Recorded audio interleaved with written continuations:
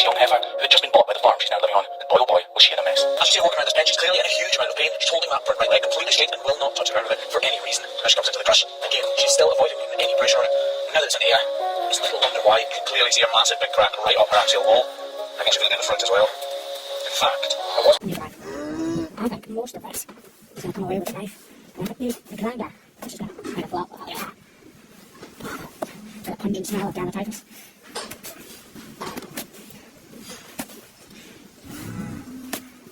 I can see this is like right up the front. I can take the back of the knife, like. Look at that.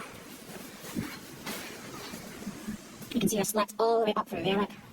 That's pretty crazy, isn't it?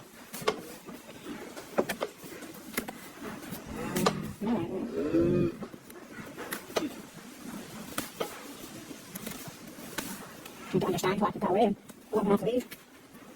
It's an abnormal foot, obviously. It's not just like a rigid trim where walking to normal proportions of the foot. It's sort of making it up as you go along. Right, hold on. You can snip all of this away actually. If I was to use the grinder here, it would work, but the vibrations would really lead her to jump around. She's already jumping around just for this. That is a fair chunk of hoof horn. Like, this is paper, believe it or not, this. It's not hoof horn that's gone all weird or anything like it. These cows are made up on old paper that is chopped up. It's actually pretty good for everything, to be honest. Keeps them fairly clean. See all of the pith here. Hoof horn shedding away because she's keeping this one in the air. But obviously there's a fair sort of concaveness to this foot here. That lets me know that all of this hoof wall can come away completely. I'm going to trim more of this away first though. Try to avoid what is probably the inevitable right stuff. Right.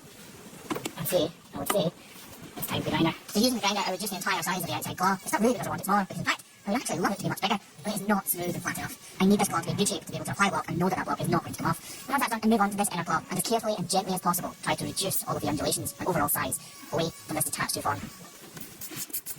Hose all of this out. Wow, that hole just goes right the way up into that foot. Well, that is a mess.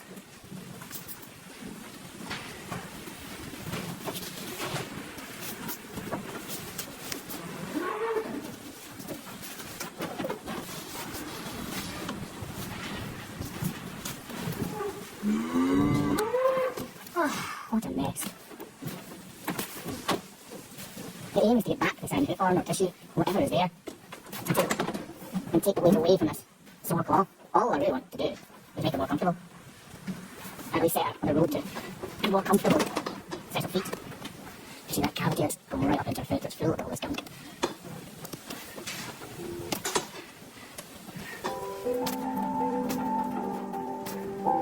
It seems almost too obvious to state that this hoof is in an incredible mess. The pain this cow must be enduring must be excruciating. The hole travels all the way from the point of her foot right up to the hairline, where the hoof horn is actually formed. We call it the coronet, because that is where the hoof horn is formed, and it descends down along the hoof wall to the tip of her toe.